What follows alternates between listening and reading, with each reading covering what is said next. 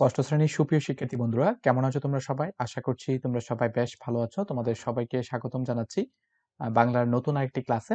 এটি হচ্ছে তোমাদের ৩য় অধ্যায়, যেটি রয়েছে অর্থ বুঝে বাক্য লিখি, এবং এটি হচ্ছে তোমাদের সর্বশেষ পরিচ্ছেদ, ৪র্থ পরিচ্ছেদ। তো আজকে আমরা তোমাদের বাক্য নিয়ে আলোচনা করব। তো তোমরা হয়তোবা জানো, আমরা কিন্তু তোমাদের ৩য় অধ্যায়ের অনেকগুলো ক্লাস নিয়েছি। যে অর্থ বুঝে বাক্য লিখে আমরা দেখেছি যে একটা বাক্যে যে শব্দ থাকে, শব্দগুলোকে আমরা কিভাবে কি নামে ডাকি সেটা আমরা শিখেছি। তারপরে আমরা অনেকগুলো টপিক কিন্তু তোমাদের ৩য় অধ্যায় থেকে আমরা শেষ করেছি। তোমরা যদি সেই ক্লাসগুলো না দেখে থাকো, যদি মিস করে থাকো, তাহলে তোমাদেরকে বলবো তোমরা প্লে লিস্টে চলে যাবে এবং সেখানে সেই ক্লাসগুলো ধারাবাহিকভাবে দেওয়া আছে, তোমরা ধারাবাহিকভাবে ক্লাসগুলো করে নেবে। তো আজকে আমরা তোমাদের ৩য় অধ্যায়টা শেষ করতে চাচ্ছি এবং এটা হচ্ছে তোমাদের সর্বশেষ পরিচ্ছেদ, ৪র্থ পরিচ্ছেদ। তো এখানে কি বলা হয়েছে দেখো, নিচের বাক্যগুলো পড়ো এবং বাক্যগুলোতে সাধারণভাবে কি অর্থ প্রকাশ পাচ্ছে তার উল্লেখ করো। তো এখানে আমরা এখানে ৪টা বাক্য দেখতে পাচ্ছি। আমি বাজারে যাচ্ছি, তুমি কোথায় যাচ্ছ, তুমি বাজারে যাও। আর একটা সর্বশেষ প্রশ্ন যেটা হচ্ছে, ওরে বাবা কত বড় বাজার। তো আমরা এই বাক্যগুলো দ্বারা কি অর্থ প্রকাশ করছে, আগে আমরা বাক্য সম্পর্কে জেনে নিই, তারপর আমরা আবারও এখানে ফিরে আসব। তো চলে আসি বিভিন্ন ধরনের বাক্যে। যে কোনো বাক্যই কোনো না কোনো অর্থ প্রকাশ করে। বেশিরভাগ বাক্য সাধারণভাবে কোনো বিবরণ দেওয়া হয়। এছাড়া কোনো কোনো বাক্য দিয়ে আমরা প্রশ্ন বোঝাই, আবার কোনো কোনো বাক্য দিয়ে আদেশ, নিষেধ, অনুরোধ ইত্যাদি বোঝাই। আবার কোনো কোনো বাক্য দিয়ে আমরা আমাদের মনের দুঃখ, সুখ, আনন্দ, আবেগ এগুলো প্রকাশ করে থাকি।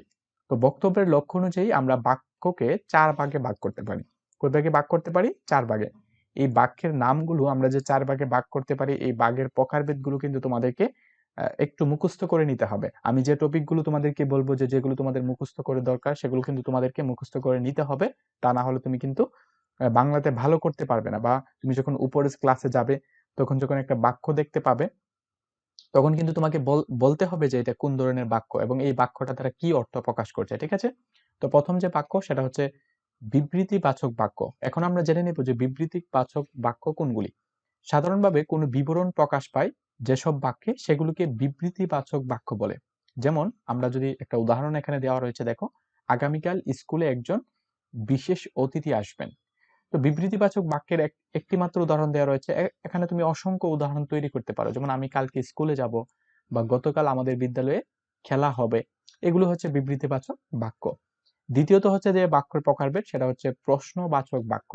মানে সোজা কথায় আমরা যে বাক্যগুলো দ্বারা প্রশ্ন করি, সেগুলি হচ্ছে প্রশ্নবাচক বাক্য। যেমন দেখো, কারো কাছ থেকে কোনো কিছু জানার যেসব বাক্য বলা হয় বা লেখা হয়, সেগুলোকে প্রশ্নবাচক বাক্য বলে। যেমন তুমি যদি কাউকে কোনো কিছু প্রশ্ন করো, যে তুমি তুমি কি জানো কাল কে আসবেন স্কুলে? তুমি কি জানো কাল কে আসবে স্কুলে? ঠিক আছে, এটা হচ্ছে এক ধরনের প্রশ্ন। আরো প্রশ্ন করতে পারো, তুমি কি আগামীকাল স্কুলে যাবে? এরকম। ঠিক আছে? আমরা যে বাক্যগুলো দ্বারা প্রশ্ন করা বোঝায় বা আমরা প্রশ্ন করি, সেগুলি হচ্ছে প্রশ্নবাচক বাক্য। তারপরে দেখো, অনুজ্ঞাবাচক বাক্য। আদেশ, নিষেধ, অনুরোধ, প্রার্থনা ইত্যাদি বোঝাতে অনুজ্ঞাবাচক বাক্য ব্যবহার হয়। আমরা যদি কাউকে কোনো আদেশ দেই, যেমন তুমি দরজাটা বন্ধ করো, আমি যদি বলি যে তোমরা ক্লাসটি শেষ পর্যন্ত দেখো, তাহলে এটা আমি কিন্তু তোমাদেরকে একটা আদেশ করলাম। বা অনুরোধও হতে পারে বা নিষেধও হতে পারে, যে তোমরা রোদে খেলাধুলা করো না, বা তোমরা ক্লাসে কথা বলো না। তো এগুলো হচ্ছে অনুজ্ঞাবাচক বাক্য। তো এখানে একটা উদাহরণ দিয়ে দিয়ে দেওয়া রয়েছে, যেমন সবাই কাল স্কুলে উপস্থিত থাকার চেষ্টা করো। কি বলা হয়েছে? তোমরা সবাই কাল স্কুলে উপস্থিত থাকার চেষ্টা করো। তোমাদেরকে কিন্তু একটা আদেশ দেওয়া হয়েছে। ঠিক আছে? এভাবে অনুরোধ যে বাক্যগুলো বোঝায়, প্রার্থনা বোঝায়, সেগুলো হচ্ছে অনুজ্ঞাবাচক বাক্য। এখান থেকে তুমি কিন্তু অনেক উদাহরণ দিতে পারো, এবং তুমি যখন সপ্তম শ্রেণীতে যাবে, অষ্টম শ্রেণীতে যাবে, সেখানে কিন্তু আরো এই ব্যাপারে ভালোভাবে তোমরা জানতে পারবে। এবং সর্বশেষ যে প্রকারভেদ রয়েছে, সেটা হচ্ছে আবেগবাচক বাক্য। কোনো কিছু দেখে বা শুনে অবাক হয়ে যে ধরনের বাক্য তৈরি হয়, সেগুলোকে আমরা আবেগবাচক বাক্য বলি। যেমন দারুণ, আমরা কিন্তু এটাকে এভাবে বলি, দারুণ। বা কোনো একটা ঘটছে, আহ, আমরা বলি ছি ছি কি লজ্জার ব্যাপার। এই যে আবেগ সূচক বাক্য, সেগুলো হচ্ছে আবেগবাচক বাক্য। যেমন আমরা যদি কোনো একটা দুঃখ বা কোনো একটা সুখ আমরা যে বাক্যগুলো দ্বারা প্রকাশ করি, বা যে অনুভূতিগুলো আমাদের আবেগগুলো প্রকাশ করি, সেগুলো হচ্ছে আবেগবাচক বাক্য। যেমন এখানে দেখো, দারুণ, তুমি তো সময় মতো আসতে পেরেছো। বা ছি ছি, সে এই কাজটা কিভাবে করতে পারলো। এগুলি হচ্ছে আবেগবাচক বাক্য।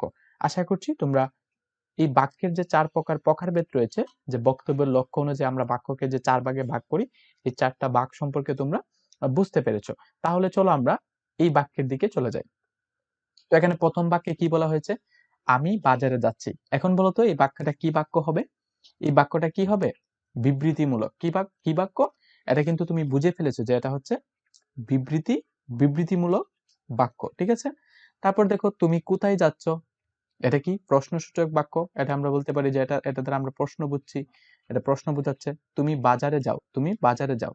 এটা কি বাচক? এটা কিন্তু আদেশ বোঝাচ্ছে। তার মানে এটা হবে অনুজ্ঞাবাচক। ঠিক আছে? তারপরে দেখো, ওরে বাবা!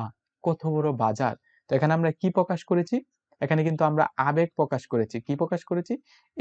এই বাক্যটা এটা হবে আবেগসূচক বাক্য। আশা করছি বুঝতে পেরেছো। এখন তোমাদের পরবর্তী যে কাজ সেটা হচ্ছে দেখো বিভিন্ন ধরনের বাক্য খুঁজি।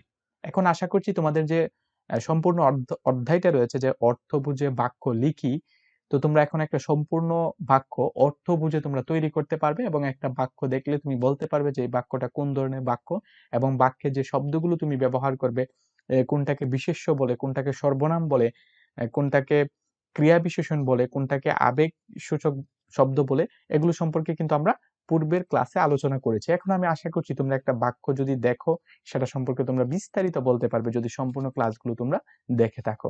ঠিক আছে? এখন বলা হচ্ছে বিভিন্ন ধরনের বাক্য খুঁজি। তোমাদেরকে কোথায় থেকে বাক্য খুঁজতে হবে? অনুজ্ঞাবাচক বাক্য খুঁজতে হবে, আবেগবাচক বাক্য তোমাদেরকে খুঁজে নিতে হবে। তোমরা কোথায় থেকে খুঁজবে? তোমাদের যে গল্প রয়েছে, যেমন দেখো এখানে বলা হয়েছে সুখী মানুষ নাটকটি দেখে 4 ধরনের বাক্য খুঁজে বের করো। তোমাদের দ্বিতীয় অধ্যায়ের সুখী মানুষ যে নাটকটি রয়েছে সেখান থেকে সেই বাক্যগুলোকে তোমাদেরকে খুঁজে বের করতে হবে। তারপর তোমাদেরকে যে কাজটি দেওয়া হয়েছে একটা অনুচ্ছেদ লিখি। যেকোনো একটা অনুচ্ছেদ হতে পারে। তুমি যেকোনো টপিকের উপর একটা অনুচ্ছেদ লিখতে পারো।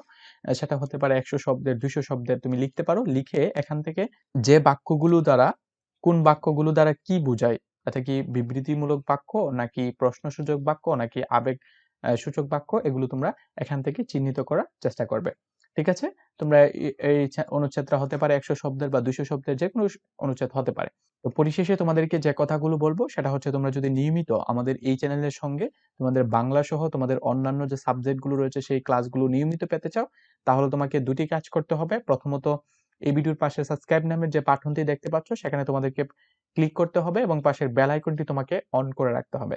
তাহলে আমরা যখন পরবর্তী পর্ব বা পরবর্তী ক্লাস আপলোড করব সাথে সাথে তোমার কাছে সেই ক্লাসের নোটিফিকেশনগুলো পৌঁছে যাবে। তাছাড়া তোমরা আরেকটি কাজ করতে পারো, এই যে সাইন লার্নিং, এটা হচ্ছে আমাদের এই ইউটিউব চ্যানেলের নাম। সেটা তোমরা ইউটিউবে সার্চ করলে আমাদের এই চ্যানেলটাকে তোমরা পেয়ে যাবে। তো ভালো থাকো তোমরা সবাই। তোমাদের সাথে আবারও দেখা হবে তোমাদের নতুন কোনো অধ্যায়ে, ভিন্ন কোনো টপিকে। তো আশা করছি তোমরা সবাই খুব ভালোভাবে পড়াশোনা করছো এবং পরবর্তী ক্লাসে আমরা তোমাদের চতুর্থ অধ্যায় চারপাশের লেখার সাথে পরিচিত হয় যে অধ্যায়টা রয়েছে সেটা নিয়ে তোমাদের সঙ্গে বিস্তারিত আলোচনা করার চেষ্টা করব। দেখা হবে তোমাদের সাথে সেই ক্লাসে। আল্লাহ হাফেজ।